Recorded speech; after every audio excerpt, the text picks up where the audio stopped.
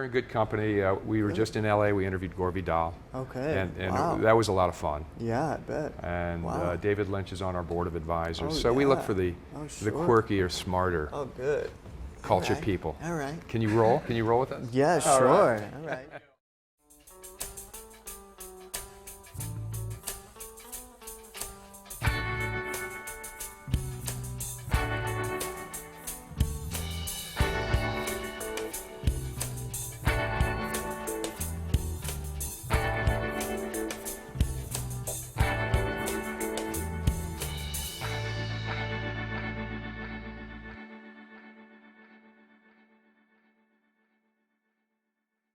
Joining us today, the actor Paul Dano. Paul, welcome. Hey there. Thanks for having me. Yeah. So, what are you listening to right now?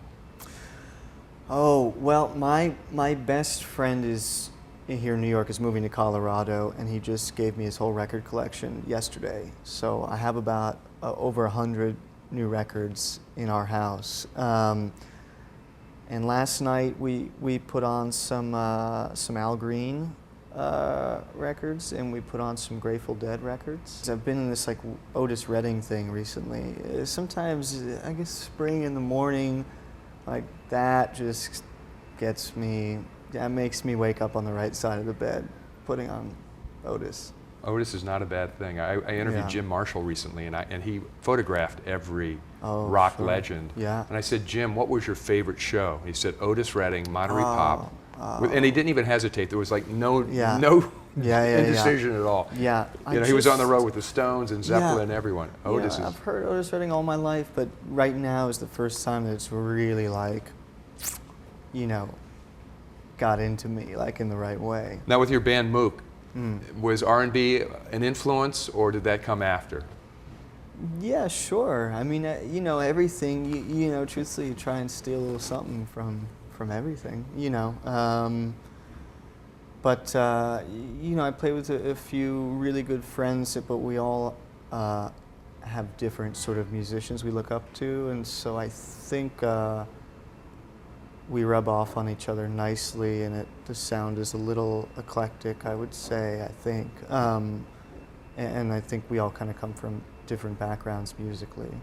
Do you get any flack for being an actor who does music? Everyone. I give myself flack, you feel like you have to apologize or something. But I haven't gotten any flack really yet. I mean, nobody, not a lot of people know about my band. We just finished making an album, and now we're going to try and see if anybody wants to put it out and if anybody likes it, but that's the nice thing about this stuff. It's up to you. I'm not telling you have to like it or listen to it, just because I'm in a movie or something. It's up to you.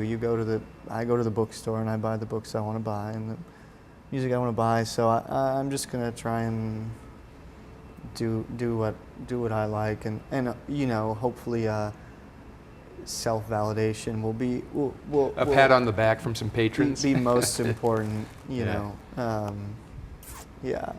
Well, you're director of this new movie, The Good Heart. Yeah. He's a musician as well. His music is in the movies, all of his movies. Yeah. Did you guys find a commonality out of the gate, or was that something you discovered later? Yeah, definitely. I mean, the thing that attracted me to the project to begin with was Dogger's other films. He's an Icelandic filmmaker, and I really liked this film Nói, or Nói Albanoi it's called. I thought it was really good, and I just thought he had his own personality sort of in the films, just a strange little viewpoint or perspective or whatever, and part of that, was the music. And when I found out he wrote the music for it, I went, oh my God, okay, so this guy, he wrote it, he directed it, he did the music. And some people, some people find ways to scoff at that kind of thing too. I think it's great, and I think he does a good job at it, and it certainly gave us a jumping off point. And I think we both have a bit of a Tom Waits obsession, and so I think that was a big jumping off point for us. Yeah, and the movie does have that kind of Bukowski, Waitsian vibe to it, for certain. Yeah. And I was going to ask you, were you listening to a lot of Tom Waits during the? I did. I mean, I always have. and certainly that atmosphere that you're speaking of is something that attracted me to it. Yeah. In sort of a weird romantic way. Oh no. Blood. Well, I tried to tap into Icelandic music while I was in Iceland. Siggy Rós. Yeah, they're in Mum, Yeah. and a bunch of other people and offshoots of all these bands. In Iceland, there's a wonderful artistic community, and the government also subsidizes artists there. And they're just Reykjavik is a burgeoning little city of arts. It was really cool to get to spend a couple months there and be around that, and to see people really, the merit of success is much different than it is in America. Meaning a lot of these successful artists that I met there, they also had another job or a way of making income, and the drive behind what they were doing was not, commerce based almost, but it was still successful and appreciated, and it was fun to be around that. I think we've hit that tipping point though with the arts, and I think obviously 300 million people, and many of them want to be artists. Yeah. Kind of cutting through that digital noise, which leads me to the question: a fantastic movie, and I really honestly can say I love the movie, or else we wouldn't be sitting here. I'd have to wait till your next project. All right, nice. But how do you cut through all that digital noise when you have a movie that's smaller? Maybe it's not going to have the distribution points that the Hollywood system has. Right. Is this a word of mouth movie, do you think? I think so. I mean, I don't think that the movie is trying to speak to a bigger audience than it's meant for, and I don't know if that makes sense, but in my experience, sometimes a lot of small films are trying to be a bigger film, or like you're hoping it's going to catch on in some ravenous way, and I feel like, this film is kind of meant for, a certain audience, and hopefully that audience will get the chance to see it, and luckily, it's going to make it into theaters, and that's actually really hard right now. And I have friends who are actors, writers, directors, and I'm involved, and you go to these festivals and you see movies, and a lot of them, it's hard to get them out there right now and cut through that. And the industry is definitely changing and shifting, as the music industry has, it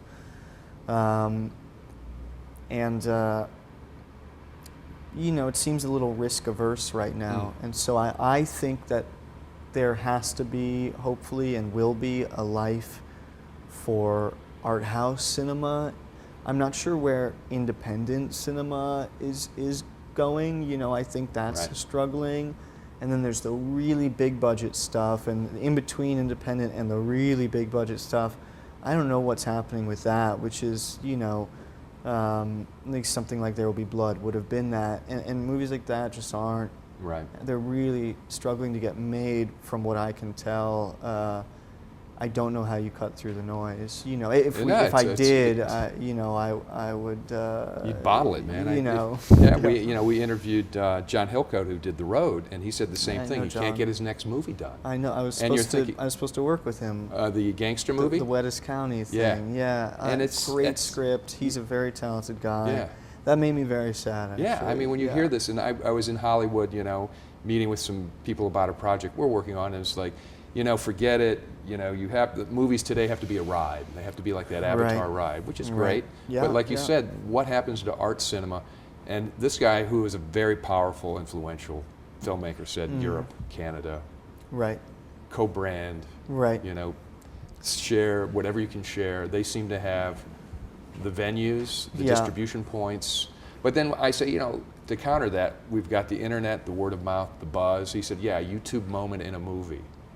Find that YouTube moment that everyone grasps onto and say, wait, I got to see the movie. This is great. Right, yeah, that's true. It's just funny because I find the movies that that I really want to see in the theater are the hardest to they're only playing in one theater, where, I love movies. I mean, Dumb and Dumber is one of my favorite films ever. Right. Okay, and I love Ozu films too. Right. But that I can watch at home and I just eat it up and I love it. But then there's the movies that I feel like are important to see on the big screen are the ones that are hardest to see usually. Yeah, you don't get them. Although Days of Heaven, can you yeah, imagine yeah, that? yeah. It's much more expansive, or There Will Be Yeah. Blood, as you said. It's a much Yeah. different cinematic experience Yeah, sure. on a big Yeah. screen at the Impact. Yeah, yeah. Are you going after continuity in the roles you choose? You seem to really gravitate towards characters that are outside the system's roles. Yeah, I don't know. Or is it serendipitous, Paul? You get a script and it just resonates with you. Yeah, I guess I certainly never think about, I guess, I have certain tastes that affect my choices just as a reader or as an audience member. Right. And I think that there's probably certain things that my guts respond to, characters just, or that I want to get to know better. Some people have asked me, you play a lot of like outsiders or something, and I don't feel like an outsider myself. Right. So maybe that's why I'm interested in characters like that, or maybe somewhere in me, there's something I identify with. I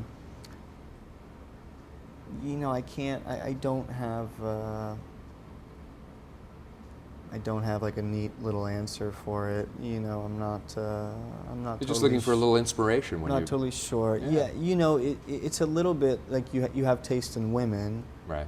And I often look, certain things just kind of make you get it up, so to speak. Sure. And I prefer to follow those impulses because I feel like I'll probably be a better actor, than doing stuff that I don't believe in, or don't believe in the writing. It's not even believe in like a bigger sense. Like I'm fine. I have this part in this Tom Cruise, Cameron Diaz film coming out called Night and Day this summer. It's this action comedy, and Right. For whatever reason, people don't expect to see me in that. But I thought I could do something with the character, and the character's kind of funny, and that as long as I can bring something. Well, Crispin Glover said to me once when I interviewed him, he said, I do these big movies to pay the bills for my art. Right. And I thought that's a great answer. He's being completely honest. Yeah. And you can't be any quirkier than Crispin. And his No. movies are No. way on the fringe. I just saw when I saw Hot Tub Time Machine, and Yeah. he's in that. Yeah. I was just like, oh, I like him. Yeah. Yeah, that's a great reason. I think I'll probably have to do that at some point. Luckily, I use the excuse of youth. I sort of see like this time period that I've had right now. I don't have like a family or a child, or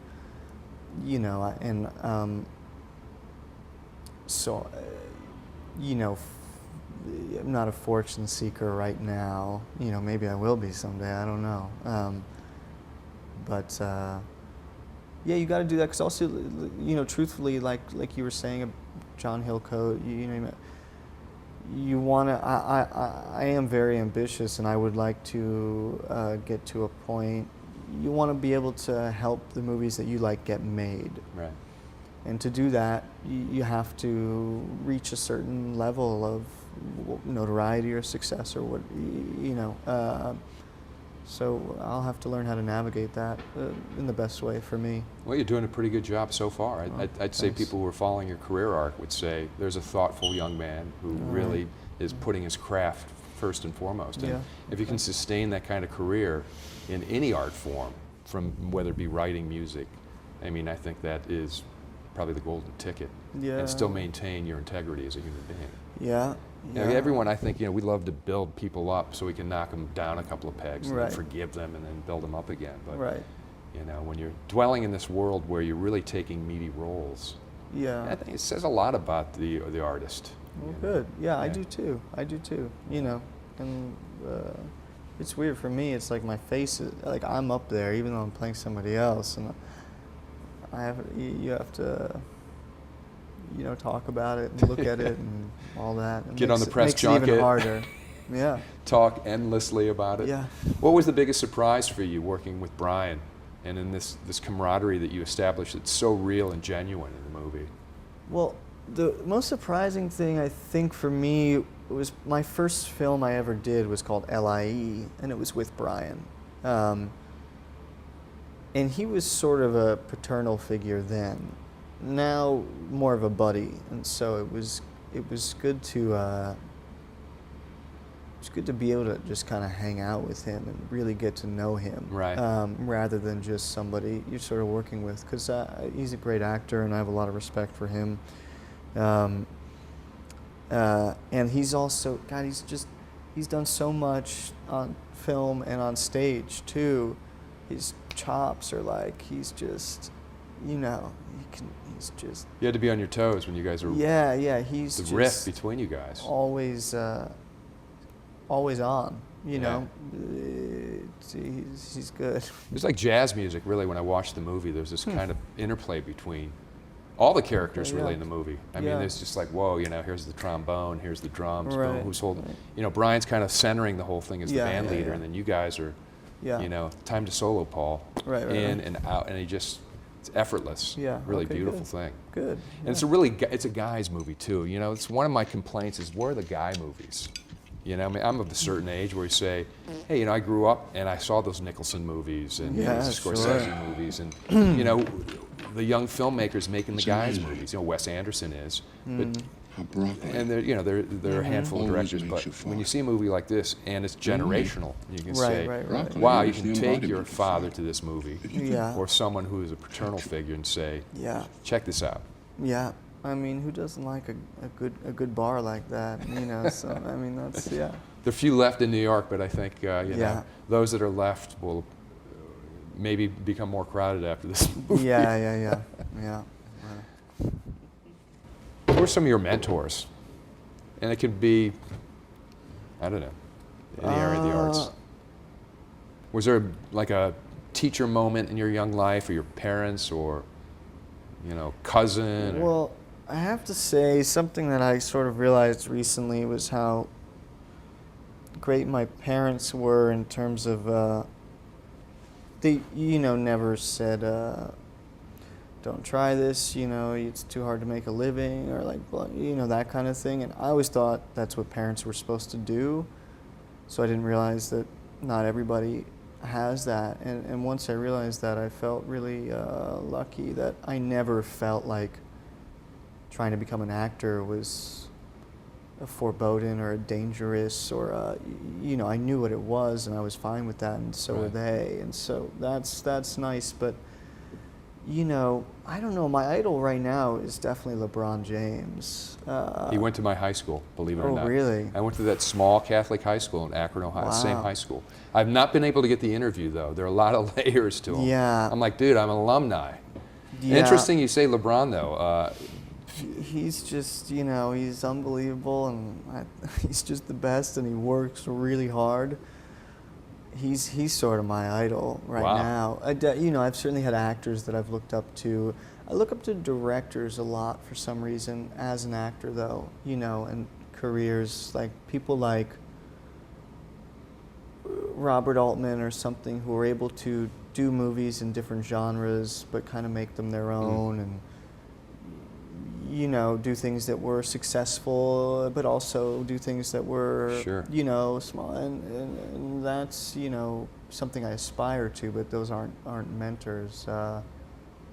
I've had very important experiences, but there's not like one person I call or something, for advice. I guess, my girlfriend is probably the most important, the biggest person sounding for board that. right now. Yeah. Or buddies, I mean, sometimes you just like, you gotta hash stuff out with, there's that confessional aspect in all of our lives. Yeah, sure. I don't know. My friends are I feel like are sort of almost for the opposite. Most of my friends here they're not actors, and most of them aren't really involved in anything to do with this, and that's something I really value. Absolutely. I think about what I do enough, and I obsess about it enough, and I need escape from that. But there are people I drive crazy to do with this, what I do, and trying to figure that out. But it's not very interesting to talk about. It's all pretty silly. That's actually. all right. How about you're in school, right? Yeah, I mean, How I'm does not, that I'm not balance at the out? moment. It was, for a while, it was great. It was like a buffer, meaning since I started young, I always was very conscious just about pacing almost. Right. Just because I felt like I still want to do other things, and I don't, a career and being a professional, and I also just wanted to get better as an actor and not like trying to hit it quick, and more of a slow, long term. The long tail. Yeah, so school was a great thing to have to go back to and say, hey, I need to take time off from acting and go back to school for a bit and, hey, learn something, and all that is applicable to Literature every aspect for sure. of my life. Yeah, sure. Are you reading anything right now that's really pushing your buttons apart from the the scripts, or any great piece of literature, fiction? The guy this past year who I got, went through all his stuff was Haruki Murakami, and just think like he's one of the best. And I just started reading this guy, Barry Hannah. I don't know Barry Hannah. He's a Southern writer, kind of maybe in some kind of lineage after Flannery O'Connor or something. He's Sure, one of my yeah. favorite writers ever.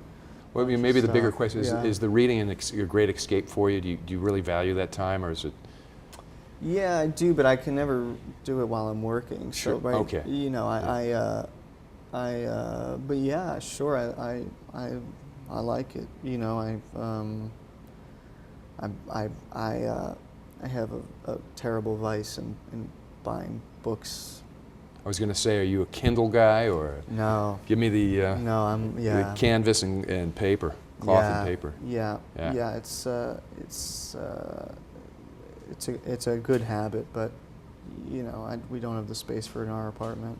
Let's just wrap up with where do you want to go next, Paul? I mean, you've done some tremendous roles. People really identify with you as an actor of substance, as a young man that's got already a pretty interesting body of work, and you're a young guy.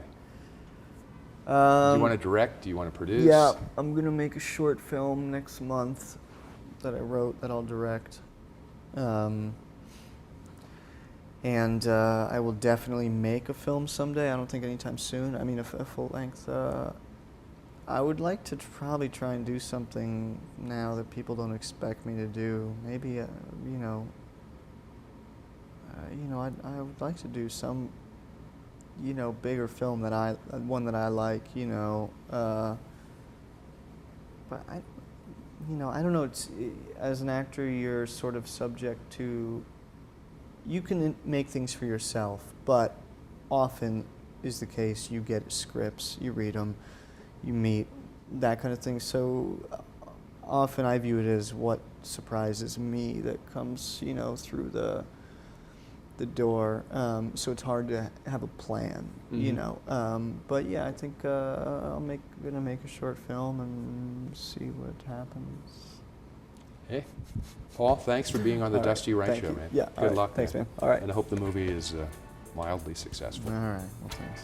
Dusty Wright, Paul Dano, Susan.